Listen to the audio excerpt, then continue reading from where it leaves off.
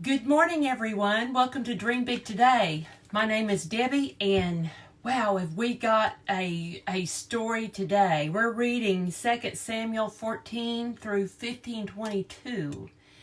And so, as we get ready to jump into this, you will think about situations in your life, family members. Think about family members or friends that you've had a disagreement with. Maybe you haven't spoke to them in a long time.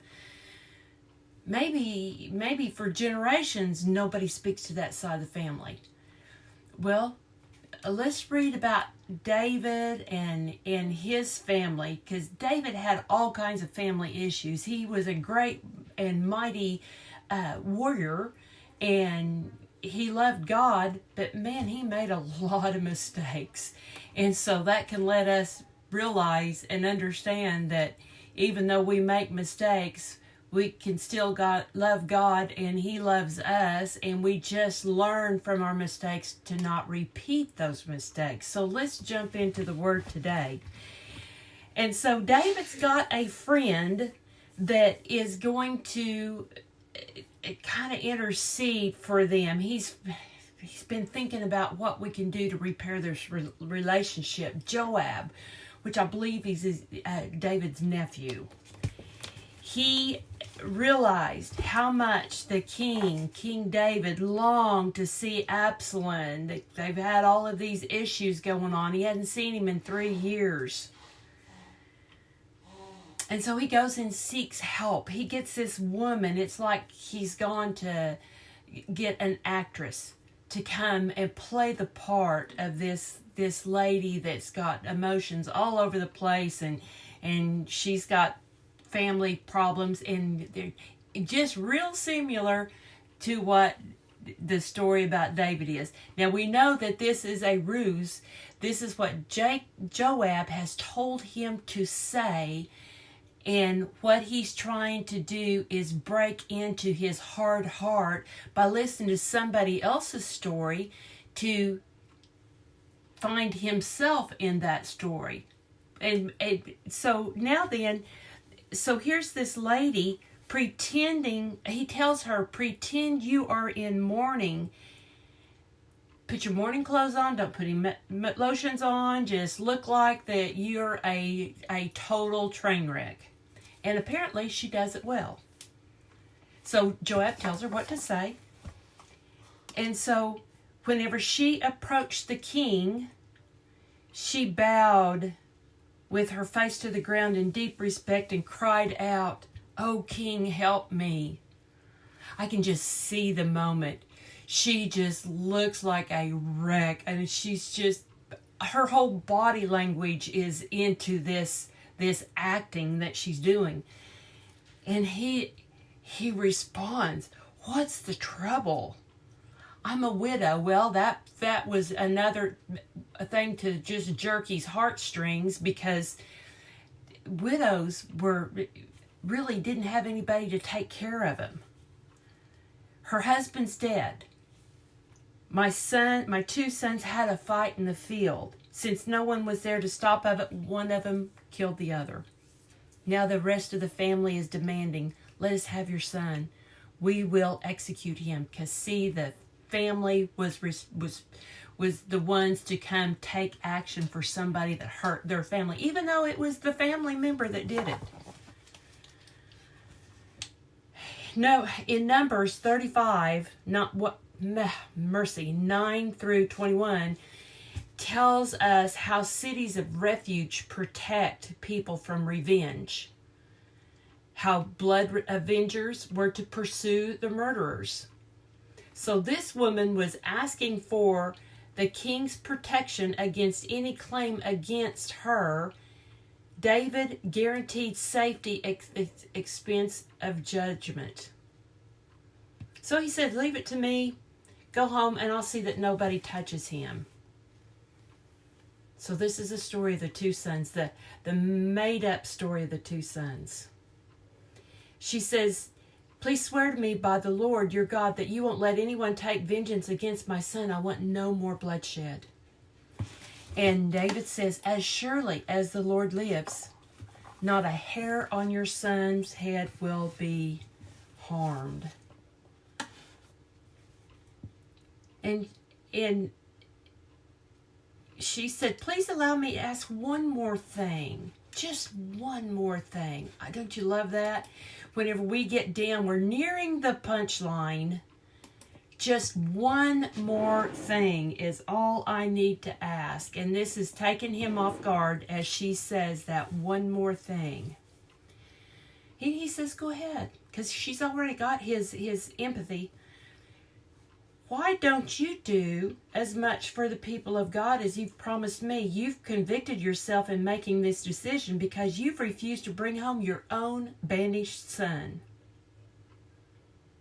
So she spoke boldly to David about his sin of not initiating the reconciliation with Absalom. The misery of the rejection grew daily for him. So she replied, don't you do as much for people of God as you have promised to do for me? You have convicted yourself in making this decision. Okay, so now on to 14. All of us must die eventually. Our lives are like water spilled out on the ground, which cannot be gathered up again. So David had not even initiated or tried to make contact with Absalom. He's already lost the son. Absalom killed the son who had raped his daughter. So it's like a whole menagerie of awful things that happened within this family. But David's got some responsibility in initiating this reconciliation. He's the dad. Our kids can do terrible things and we can still love them. I mean, we don't love the actions, but we love them. They can change. Their hearts can soften. They can repent, all of that kind of stuff. But still, somebody's got to love them through the tough times. All of us must die eventually. And like our lives are like water. So once that person you're mad at has passed and no longer walking the earth, that's like the water on the ground. You can't go back and get that water and put it back into the cup. Once that person dies, there's no reconciliation. You can't, you will live with that for the rest of your life. Now, God can still help you through that time, but wouldn't it have been so much easier to get past that and bring everybody back together while they were still alive? So as we go on, let's see, where do I want to go? I think I want to go to verse 19. 18. We'll start with 18. I must know one thing, the king replied. Tell me the truth. And she said, yes, my lord. He goes, did Joab put you up to this? So he detected Joab's work over everything. And she said, how can I deny it? Nobody can hide anything from you. Yes, Joab sent me and told me what to say. He did it to place the matter before you in a different light. And don't you know that when we have something going on in our life, we're filled with feelings and emotions. Somebody else looking at it in a different angle doesn't have that same emotion, but they can see the bigger picture of, well, so what, they stole your jar of cookies. Let it go. Let's do this. Well, it wasn't like this was a jar of cookies that happened, but Absalom was taking revenge on actions that his dad should have addressed, and look what it could have been different had David addressed the son that attacked his other daughter. I mean, it was like everybody's got a different mom, but they've all got the same dad. And so he was great in war, but he wasn't so great in the relationships of the family. So now the king sent for Joab and told him, all right, bring back the young man Absalom. And so Joab bowed his face to the ground with deep respect. At last I know I've gained your approval, my lord the king, for you have granted me this request. And then, the kicker, verse 24, but the king gave this order, Absalom may go to his own house, but he must never come into my presence. So Absalom didn't see the king. So what good did that do? That's like saying, I forgive you in a hateful manner, or just, yes, I'm sorry. But then you never show that you had a heart change. So, I mean, it's a parenting lesson for all of us. He refused to see his son upon his return. And we know the story of the prodigal son. Whenever he came back, the dad was so anxious to see him, and he had a feast. He had new clothes for him, and it wasn't that he approved of what he did. He was celebrating the return of the son that he loved. Ephesians 6:4 says, and ye fathers, provoke not your children to wrath, but bring them up in the nurture and admonition of the Lord. Maybe David could have gone back and thought, what could I have done different? Maybe I just married one woman instead of a whole bunch of them. Maybe I just had all of my children with the same woman. Maybe I prayed way more than I did. Maybe I wouldn't be so power hungry that I made mistakes because my vision was blurred on what I thought was best. See, Absalom was a handsome man, and he had a political destiny. He was David's third son. Number 1 and number 2 were dead. And he was likely the next in line for the throne. And see, in verse 27, Absalom had 3 sons and 1 daughter, and his daughter's name was Tamar. And she was beautiful. So he named his daughter after his sister, in honor of her sister, which also reminded the whole entire family over and over for the rest of their lives the horrible crime that had happened. So Absalom lived in Jerusalem for 2 years and never got to see the king. Never got to see Dad. He asked for Joab to intercede for him, and Joab refused. He asked again, and Joab refused until he lit a fire to these fields. So Joab told the king what Absalom had said. Then at last David summoned Absalom, who came and bowed low before the king, and the king kissed him. Wow, that sounds like happy ending to a terrible story. But do you see anything about repentance in this? David forgave without any repentance or resolution of the wrong.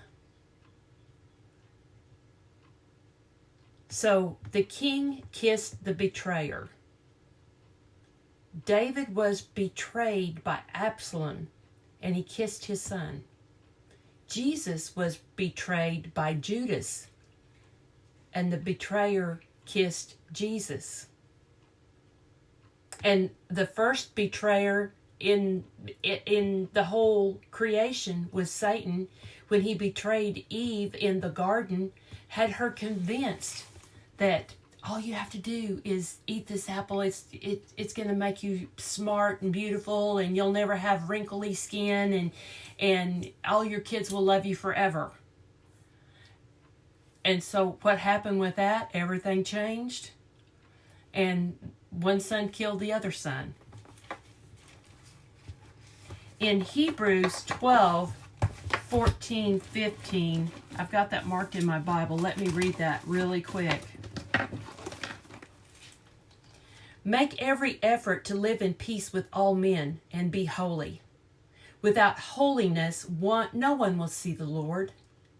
In verse 15, see to it that no one misses the grace of God and that no bitter root grows up to cause trouble and defile many. See, Absalom had that bitter root. He's still mad about what happened with Tamar. And so he's still plotting. He's never said, I'm sorry, or anything like that. He just wanted to get into the mix of this. So there is some deceit there. Proverbs 6, 16 through 19 says, there's 6 things the Lord hates, 7 that are detestable to him. Haughty eyes, a lying tongue, which is pretty much what Absalom has.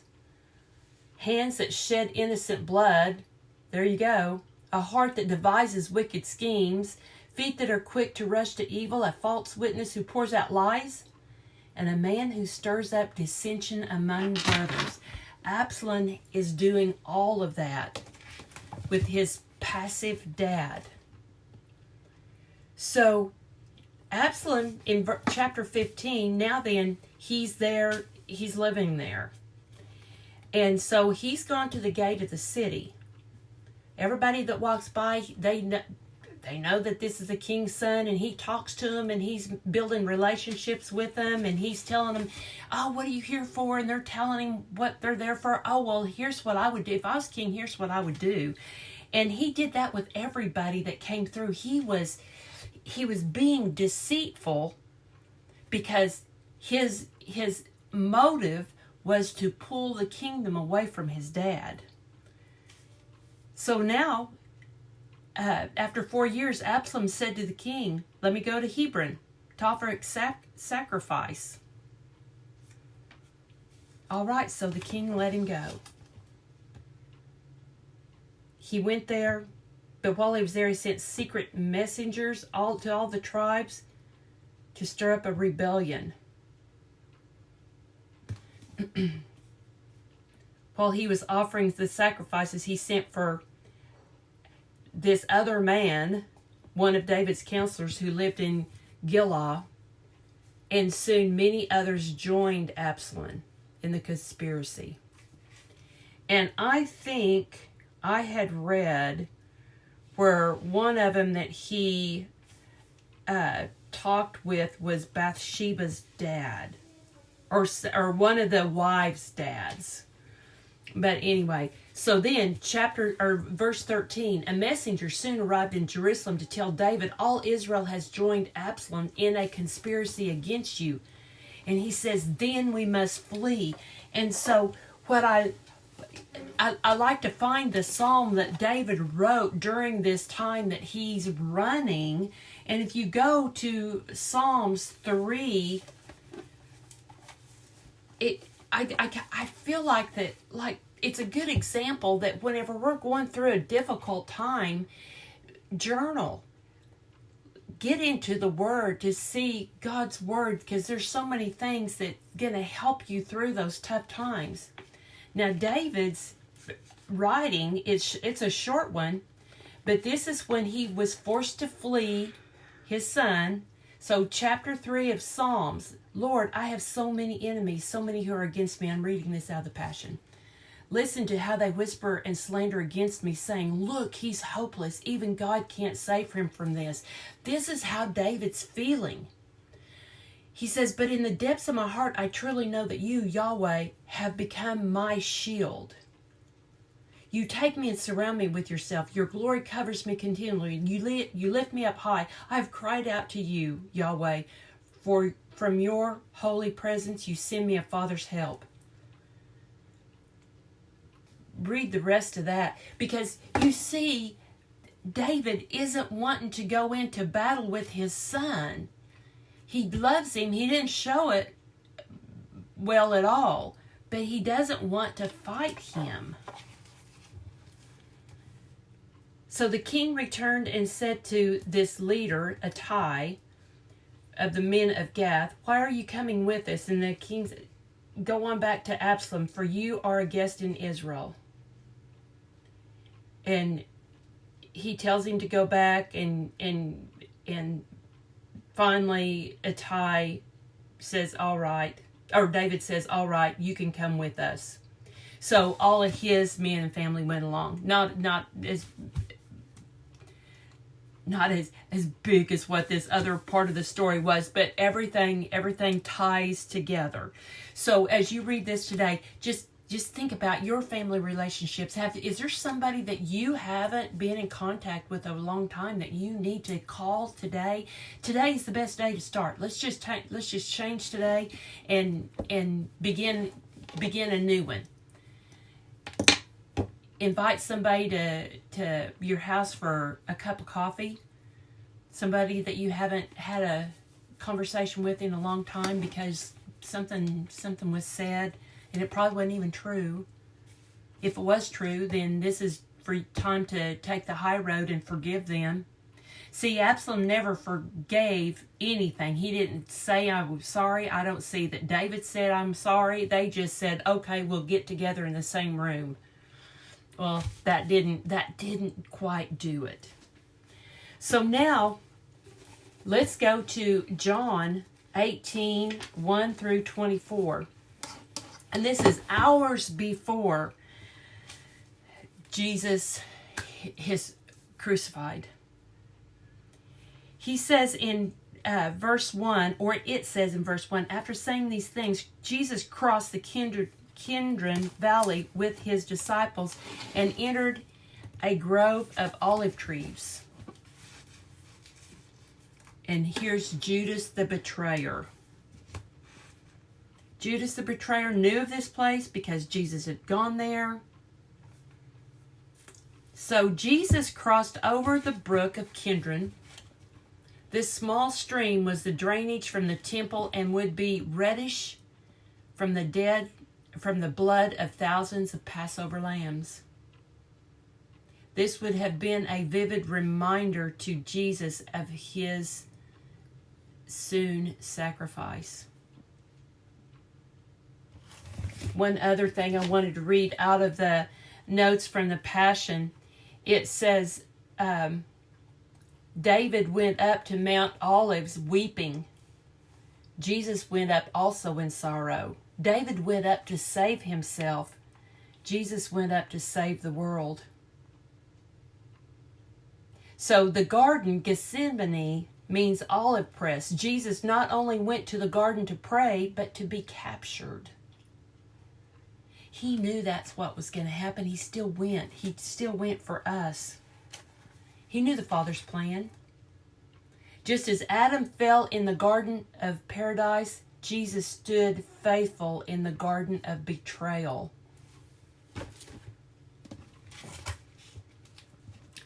Jesus fully realized that all was going, let me start again on verse 4. Jesus fully realized all that was going to happen to him, so he stepped forward to meet them. Who are you looking for? See, he wanted them to say it out loud. When Jesus declared his divine identity, I am he.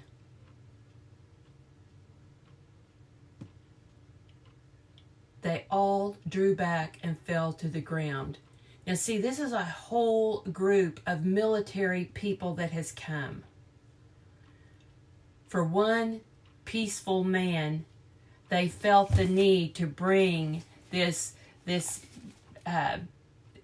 a large detachment is what it says in one of my Bibles, which means that there was probably 500 to 600 men sent fully in the armor and with all of the weapons and everything like that to arrest Jesus. And Jesus knowingly went to the garden where they was going to be. And all of these men fell to the ground.